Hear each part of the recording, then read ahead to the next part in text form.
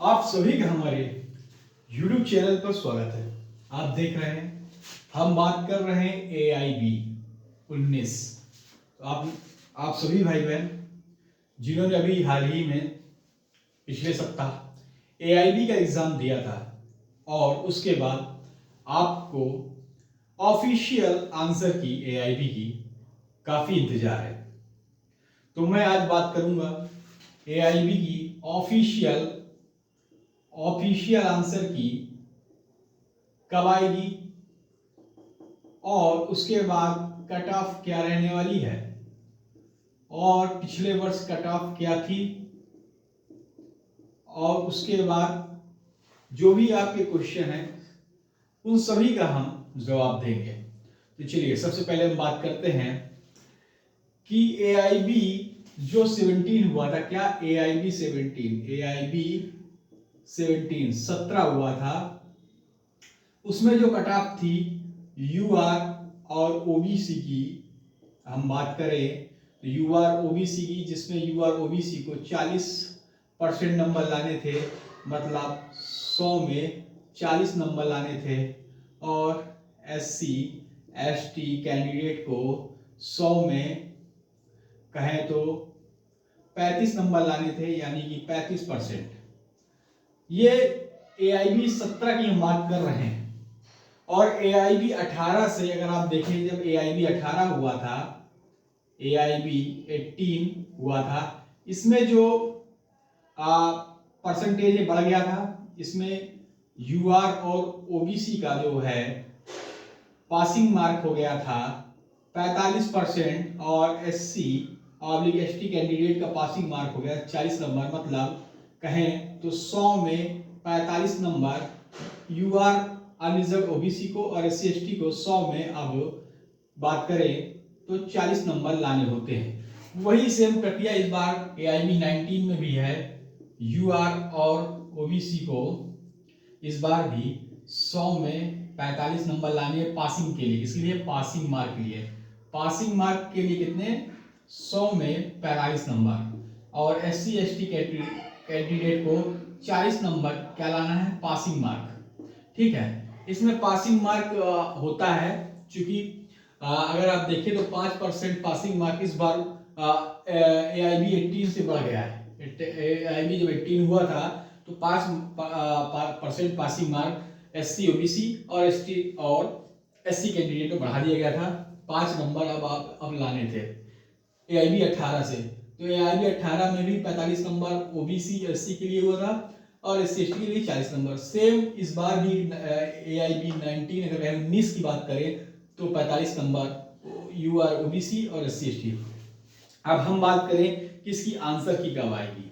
तो आंसर की अगर हम पिछले बात करें, AIB 18 की बात करें तो लगभग 10 दिन के अंदर आ गई थी आंसर की। ऑफिशियल आंसर की लगभग 10 दिन के अंदर आ गई थी। अगर हम बात करें AIB 19 की तो आप देखेंगे ये आपकी AIB 19 भी 10 दिन के अंदर, या कहें 2 सप्ताह के अंदर आंसर की आपको जल्दी देखने को मिल जाएगी।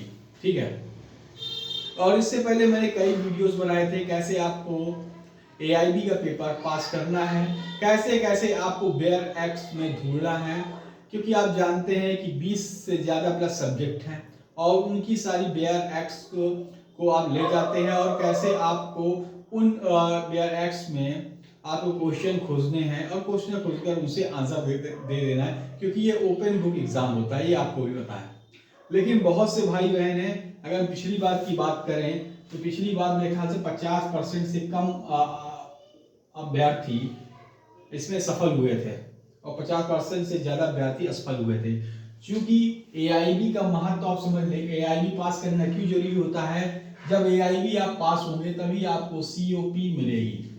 ये एडवोकेट्स का प्रैक्टिस कार्ड होता है, प्रैक्टिस सर्टिफिकेट होता है।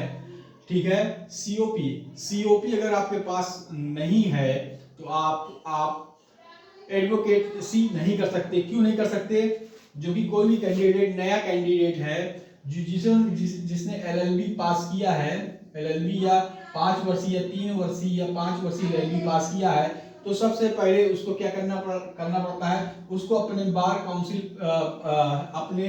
अपने प्रदेश की राज्य विधिक परिषद या कहें बार काउंसिल जो है वहां पे जाकर आपको क्या करना पड़ता है, रजिस्ट्रेशन कराने के लिए आपको हाई स्कूल 10वीं 12वीं और ग्रेजुएशन कहें स्नातक ग्रेजुएशन प्लस LLB ये सारे सर्टिफिकेट और इसकी डिग्री नहीं है आपके पास तो आप डिग्री नहीं है तो इसके अलावा आप प्रोविजनल भी निकलवा सकते हैं। इन सारी चीजों को ले जाकर आप रजिस्ट्रेशन करवाते हैं बार काउंसिल में जाकर, ठीक है। लेकिन अगर हम बात करें इसके बाद आपका रजिस्ट्रेशन हो जाता है, रजिस्ट्रेशन होने के बाद आपको 2 वर्ष के लिए 2 इयर्स के लिए आपको लाइसेंस दे दिया जाता है। 2 इयर्स के लिए लाइसेंस दे दिया जाता है कि आप प्रैक्टिस करिए और कम से कम हर वर्ष कम से कम अगर देखें तो आपके 3 से 4 वकालतनामा लगने चाहिए, या फिर इन 2 वर्ष के अंदर आपको क्या पास करना है, AIB all India bar council exam आपको पास करना है। क्योंकि जब आप AIB पास करेंगे तभी आपको मिलेगी COP। ये COP मिलने के बाद आप परमानेंट आप प्रैक्टिस कर सकते हैं, फिर आपको कोई दिक्कत नहीं है, आप अपना वकालतनामा हमेशा लगा सकते हैं। लेकिन ये जो रजिस्ट्रेशन का जो नए अधिवक्ता हैं जिन्होंने रजिस्ट्रेशन करा लिया है, जो जूनियर है जो रजिस्ट्रेशन जिन्होंने करा लिया है, उनको 2 साल के अंदर AIB एग्जाम पास करना होता है और उसके बाद ही इनको ये COP नंबर अलॉट होता है AIB एग्जाम पास करने के बाद। तो देखिए AIB एग्जाम अगर आपने क्लियर कर लिया है तो उसके बाद आप COP के लिए अप्लाई कर सकते हैं अपने बार काउंसिल में, ठीक है।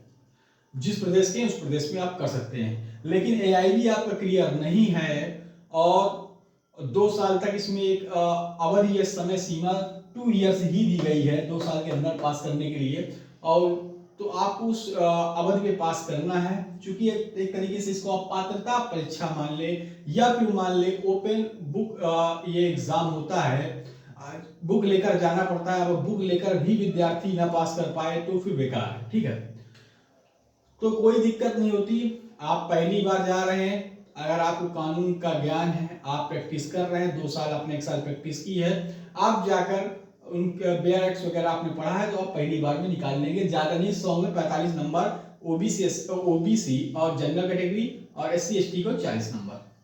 लेकिन आपको ये भी पता है कि AIB एग्जाम में अब रजिस्ट्रेशन वाले कैंडिडेट तो डाल ही सकते हैं, उसके अलावा जो भी LLB के लास्ट ईयर के कैंडिडेट्स हैं, LLB पास आउट है जिन्होंने रजिस्ट्रेशन नहीं किया, वो भी कैंडिडेट AIB के एग्जाम पास कर सकते हैं। और अब पास करने के बाद जब वो रजिस्ट्रेशन कराएंगे या लास्ट ईयर के कैंडिडेट हैं तो उनका जल्दी से समय उनका बचेगा, उनका साल बेकार नहीं जाएगा और उनको COP मिल जाएगी पास करने के बाद।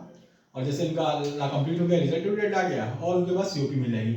ये चीज आपने देखा, इसके लिए भी सुप्रीम कोर्ट में केस किए हुए थे जो जूनियर अधिवक्ता है, उन्होंने सफलता पा ली और उस तमाम जो भी छात्र हैं जो LLB के लास्ट ईयर में लास्ट सेमेस्टर में थे उनको फायदा मिला, उन्होंने फॉर्म डाला। उसके अलावा आप देखेंगे कि जो भी पहले 16,666 जो लगती थी फीस, वो भी फीस अब कम हो गई है, मात्र 650 रुपये जनरल कैटेगरी OBC कैटेगरी के लिए और मेरे ख्याल से 150 रुपये SC कैटेगरी के लिए, शायद यही फीस अब लगती है, ठीक है।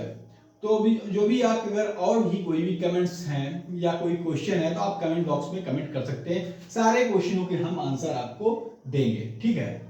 और नए अधिवक्ताओं को जो भी नए जूनियर हैं एडवोकेट्स हैं उनको कैसे वो अपनी जिला अदालतों में जहाँ पे प्रैक्टिस कर रहे हैं, कैसे उनको वहाँ पे जो प्रैक्टिस कर रहे हैं उनमें कैसे वो ये कहें पैसे अर्न कर सके या पैसे कमा सके, उन सभी को कैसे, क्योंकि आप नए अधिवक्ता हैं, आपको कुछ नहीं पता है कैसे आपको अपनी जेब खर्च निकालना कैसे करना है, वो भी मैं एक वीडियो आपको डालूंगा जिससे आपको बहुत ही मदद मिलेगी। मैं चाहता हूँ मेरे जितने भी जूनियर अधिवक्ता हैं, साथी हैं और हमारे सीनियर्स हैं या जो देख रहे हैं, वो सारे भाई बहन इस चैनल को जरूर सब्सक्राइब कर लें, लाइक कर लें, शेयर कर लें। जय हिंद, जय भारत, धन्यवाद। फिर मिलेंगे नए वीडियो के साथ।